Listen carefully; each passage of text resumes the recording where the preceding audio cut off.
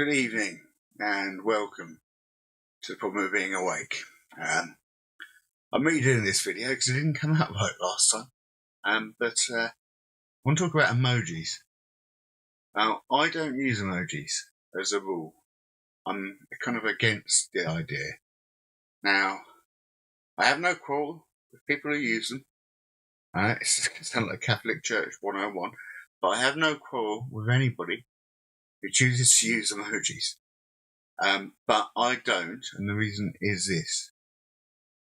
Language originated from pictures drawn by cavemen, then into the Mesopotamian Empire, where they had words, but not sentences, and they used pictures to fill in the gaps. Then Greek Empire, suddenly we got words, and people start thinking and start civilizing, and life starts to become civil. Move to the Roman Empire, more words, more civility. They invented democracy. They invented sanitation, keeping our food safe. They improved the wheel, the roads, everything. So the reason I'm personally not using them is because I just don't like the idea of going back to being a caveman. Because we went through the Renaissance period. That was a great period. Lots of great writing came out of that. The French Enlightenment period. And at the same time, that was going on in the USA as well, and great stuff came out of that. Great British literature. I mean, you got Dickens, Harry Potter. You know, Harry Potter outprinted the Bible. Thank God, because I've read the Bible. I've much preferred Harry Potter, I have to say. But here's where we are now. We're in a society that doesn't want to read or write, so we use emojis. Now, the problem is, so there's the obvious one, thumbs up. Okay? Now that can mean okay or thank you. If that's used for long enough, we'll have to replace the dictionary with the picture. And then it will become Pictionary, which is a game that we actually play. And then you've got the heart, the red heart, which means love. And then you've got the blue heart, which means brotherly love. Like you might send to a friend. And I'm not against these things.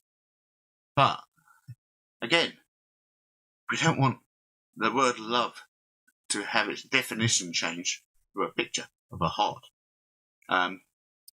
And let me take it a bit further forward. So if that continues, what's going to happen is children will grow up with less and less ability to read and write, and they'll use more pictures to display how they feel. And as adults, they'll have a much lower vocabulary. This is all research fact. And they will definitely have a perturbed, way of learning. And over 5 generations, that's going to make it very difficult for people to have conversations again.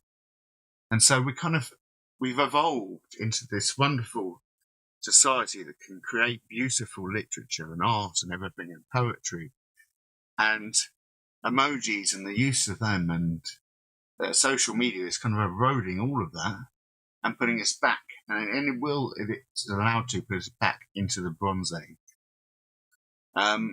So the reason I'm against emojis is that. But also, if you take it a bit further into the future, imagine you need to call an ambulance, and the only way you can get that message across is by going to 999 and texting them a picture of an ambulance. Just a cartoon picture of an ambulance, and hoping they come. That's not going to work. Imagine a fire brigade. There's a fire. Quick, someone click a fire emoji. Who's got a smartphone? Fire. Right, done. They might be on their way. There's someone in my house. I better text the police. And then you've got a policeman's helmet. They'll be on there. I'm sure they'll come. I'm sure they'll come for me. That's I'm taking it to its extremes because that's probably what might happen.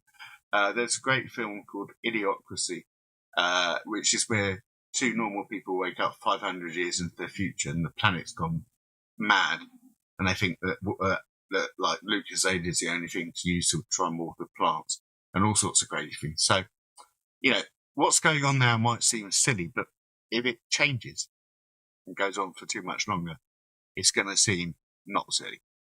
We are seeing now, the first time, a decrease in children's ability across a lot of the major demographics: reading, writing, mathematics, science. So the way they've been taught has been exposed recently in the news. And I think as adults, as free thinkers and people who want to save our children's future, we need to take a bit more of a hand in it. And apologies, I haven't been able to look in the webcam much. I've got bad eyes. But take a hand in the way we deal with our young ones in our own way. We can't expect the education system to do it. It's been proven now it's failed. It's been infiltrated and failed, and it's pretty much on trial as we speak. I think it's going to go to the Senate soon. It was certainly on trial in the European Parliament 2 days ago. So it's a bit of fun. I mean, I did it. I'm upset this is the second take because I was literally bursting with laughter about the idea of like texting a cartoon picture of an ambulance. I'm sure they're on their way. Well, I'm sure they're coming. They wouldn't leave me here. But anyway, the point's still there. Language, reading and writing in beautiful literature is great. And when a picture says 1,000 words, that's fine, but that was meant to mean oil paintings and beautiful photographs, not a yellow thumbs up. That does not say 1,000 words. That says 2 or 3 at max. Anyway, thanks for tuning in. I've been Ben, problem of being awake. If you like, subscribe and share. If you don't, you've probably left it already, so don't worry. Anyway, look forward to seeing you soon.